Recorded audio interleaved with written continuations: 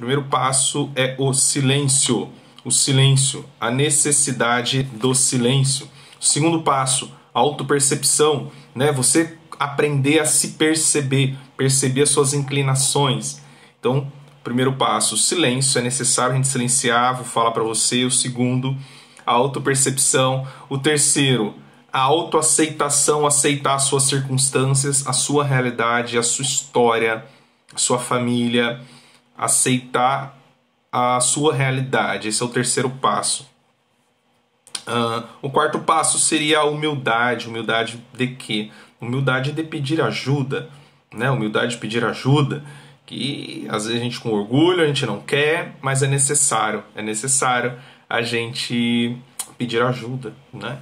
A gente amadurece também. E o quinto passo seria a psicoterapia, fazer psicoterapia. E eu vou destrinchar aqui esses 5 passos para a gente conseguir organizar o nosso caos interior. O primeiro passo seria o silêncio, né? E eu te digo assim, 2 experiências na minha vida que me fizeram descobrir o valor do silêncio, que foi eu servir o exército, foi eu servir o tiro de guerra, né, no interior de São Paulo, onde eu morei, em Jacareí.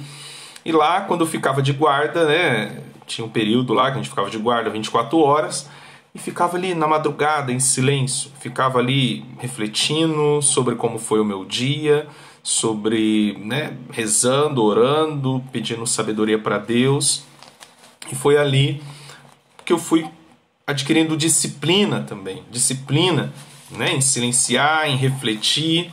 Também, um outro ponto que eu aprendi a valorizar o valor do silêncio, né, valorizar, dar o devido valor ao silêncio, que foi a experiência que eu fiz na vida religiosa, como o franciscano, o missionário, que é onde a gente aprende literalmente, né?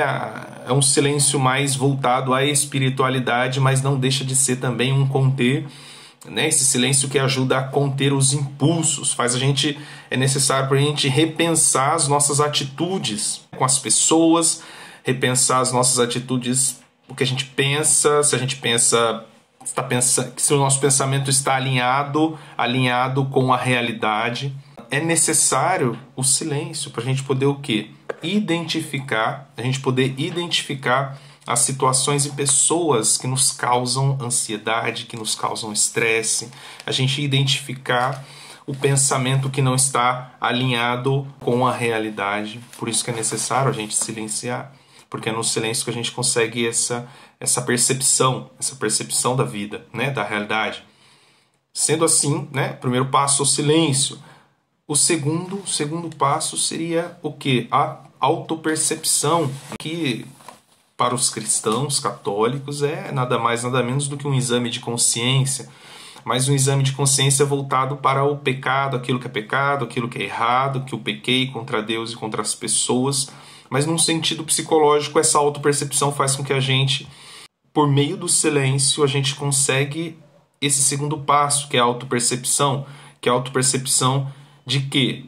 De comportamentos impulsivos, das nossas tendências e inclinações à maldade, né? Foi assim que a gente percebe, que eu percebi minha impulsividade, minha arrogância, né? O meu ser colérico impulsivo, ignorante, né? A gente consegue perceber as pessoas que não estão nos fazendo bem, as situações que não estão nos fazendo bem. Então, assim, esse segundo passo, né, que a autopercepção é necessário a gente, o silêncio, depois que é através do silêncio que a gente adquire essa habilidade de se perceber, perceber os outros, perceber a realidade, se acalmar, é necessário esses 2 passos. Um terceiro passo que me fez amadurecer muito é a autoaceitação, né? Esse terceiro passo é a autoaceitação de quê? Né? De quando a gente consegue, né, aceitar a nossa história, aceitar, né, a história do nosso pai, da nossa mãe, a nossa história financeira, a nossa história de situações boas ou não tão boas assim. Quando a gente consegue aceitar a nossa realidade, a gente começa a ter um olhar do que eu preciso fazer para mudar a minha realidade. A gente aceita a nossa realidade, mas a gente não fica acomodado e fica instalado nela, né? A gente avança para o quê? Para o que eu posso fazer para mudar a minha realidade. Isto é, pequenos passos, né? Pequenos passos graduais. Uma longa jornada, a gente começa com um passo. Andar de bicicleta, é tentando, é caindo, é ralando o joelho. É assim, aprender a andar. A gente observa uma criança aprendendo a andar, é assim. Quando eu comecei a ter um olhar de misericórdia, um olhar de compaixão, um olhar de empatia, um olhar de compreensão para a minha história, para o meu pai, alcoólatra, para a minha mãe, eu comecei a amadurecer, né? Eu comecei a aceitar que não há culpados, há o quê? As circunstâncias. A vida, tá bom, aconteceu, mas o que eu posso fazer agora? Precisei aprender a focar no agora, no aqui e agora.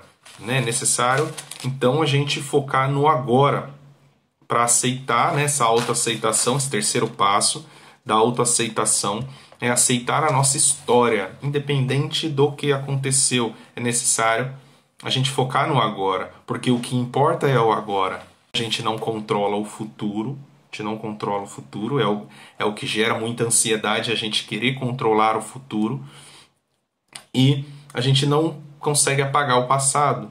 Uma tristeza, uma frustração, uma depressão é excesso de passado. E a gente precisa focar no agora, aprender a não dar tanto valor ao passado e nem ao futuro. Esses 5 passos, né? Eu estou aqui no terceiro, que o primeiro foi o silêncio, necessário silêncio, né? O segundo, a autopercepção, que é por meio do silêncio a gente consegue se perceber as nossa inclinação, né? Perceber as pessoas, perceber os nossos comportamentos, nossas emoções, o que está gerando ansiedade, o que está gerando tristeza.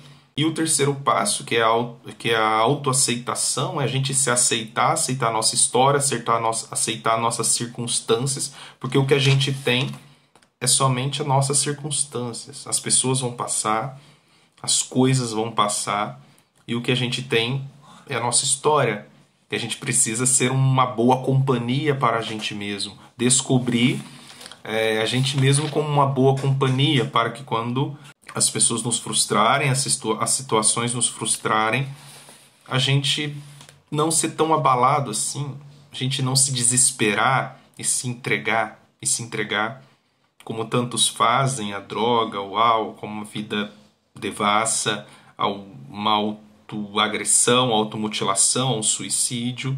Então, assim, é necessário aceitar a própria realidade, mas não aquela aceitação de que é assim mesmo, vai ficar assim mesmo. Não, eu aceito o que aconteceu comigo, mas o que eu posso fazer para melhorar, o que está ao meu alcance. Eu te pergunto, o que está ao seu alcance? Ao seu alcance.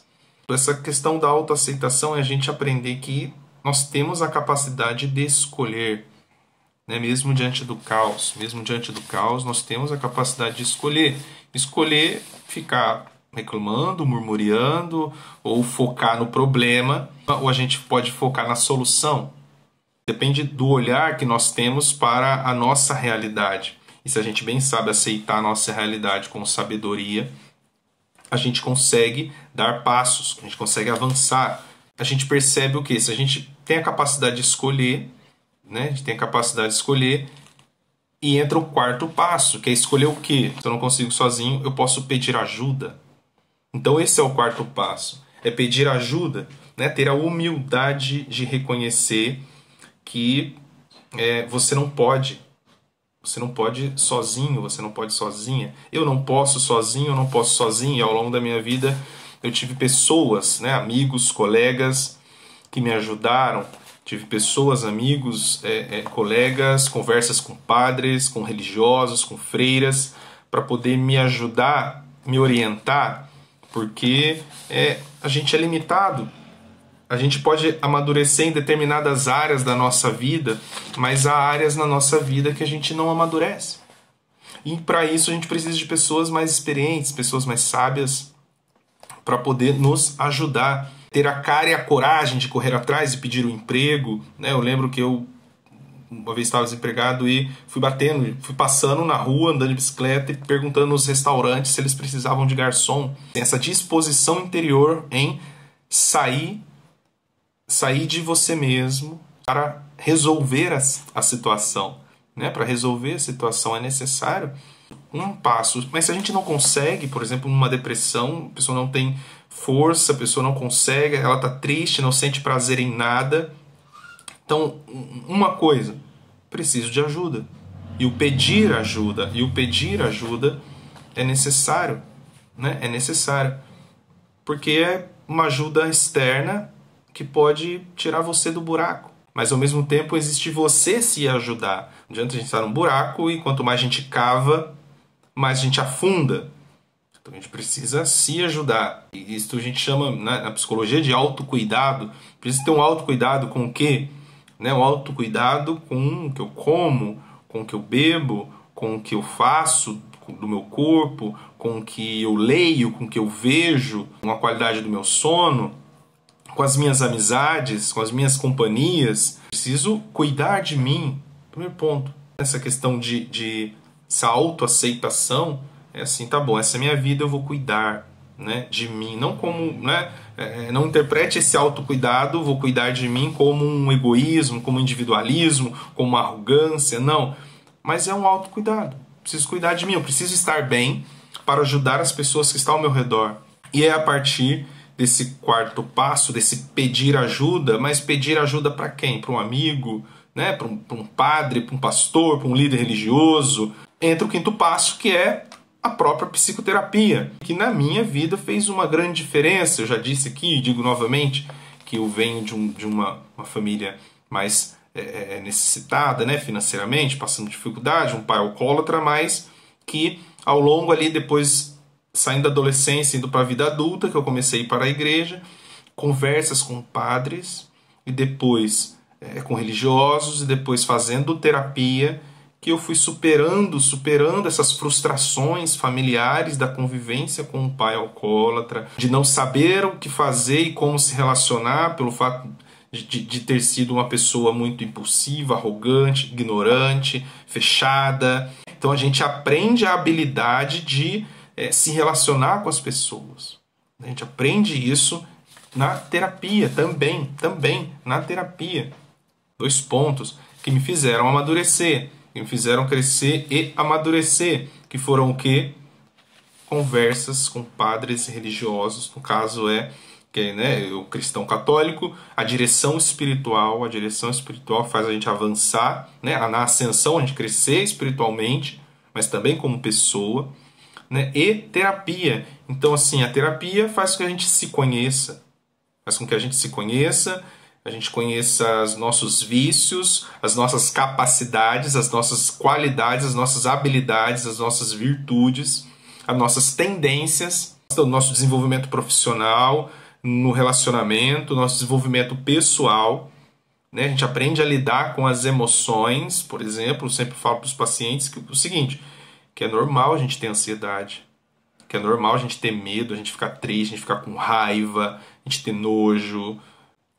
A questão é quando essas emoções nos paralisam, ou quando essas emoções em nós a gente não sabe lidar e a gente desconta nas pessoas, a gente não consegue se concentrar para estudar, a gente perde o sono. Quando isso começa a afetar o nosso dia a dia, começa a deixar o nosso dia a dia disfuncional, né, sem nenhuma funcionalidade, é porque a gente já precisa de ajuda, a gente precisa pedir ajuda. Esses 2 pontos, direção espiritual e terapia, que me ajudaram. Então, recapitulando, foram 5 passos para a gente organizar, ordenar esse caos interior. Quais foram esses passos? Isto é, o silêncio. A gente aprender a valorizar o silêncio e desfrutar dos benefícios que o silêncio pode nos trazer. O segundo passo, que é a autopercepção, que a gente adquire já com o silêncio, a gente percebe o que e quem está nos estressando, está nos deixando triste, está nos frustrando, está desequilibrando a gente emocionalmente. Esse terceiro passo, que é a autoaceitação, eu aprendo a me aceitar, preciso aprender a me aceitar a minha história, a minha circunstância, a minha realidade, mas com uma disposição para entrar em movimento, para mudar. Mudar o agora, o aqui e o agora. Não existe amanhã, não existe ontem, existe o agora. Não existe mais 6 horas da tarde, existe o agora, agora. O agora para uma academia, o agora para uma alimentação boa, o agora para dormir bem, o agora para começar uma higiene do sono, o agora para pedir ajuda, para conversar. O agora, existe o agora. Não existe o amanhã e nem o ontem, existe o agora. E essa autoaceitação precisa ser acompanhada de autocuidado. Eu vou cuidar de mim, eu vou cuidar do meu sono, eu vou cuidar da minha saúde, eu vou cuidar das minhas relações, eu vou cuidar da minha espiritualidade, da minha leitura, do meu desenvolver uma nova habilidade. Então, querendo ou não, isso é autocuidado. E conforme a gente vai se cuidando, a gente vai se sentindo bem, aí a nossa autoestima vai aumentando e as coisas vão melhorando, nosso bem-estar vai melhorando. O quarto passo, né? O quarto passo seria o pedir ajuda para amigo, para familiar, para padre, para líder religioso, pedir ajuda, ter a humildade de pedir ajuda, né? E às vezes a gente tem um orgulho de pedir ajuda. E o quinto passo é a terapia. Esses foram os passos que me fizeram e fazem crescer e amadurecer. Que me fizeram e fazem crescer e amadurecer.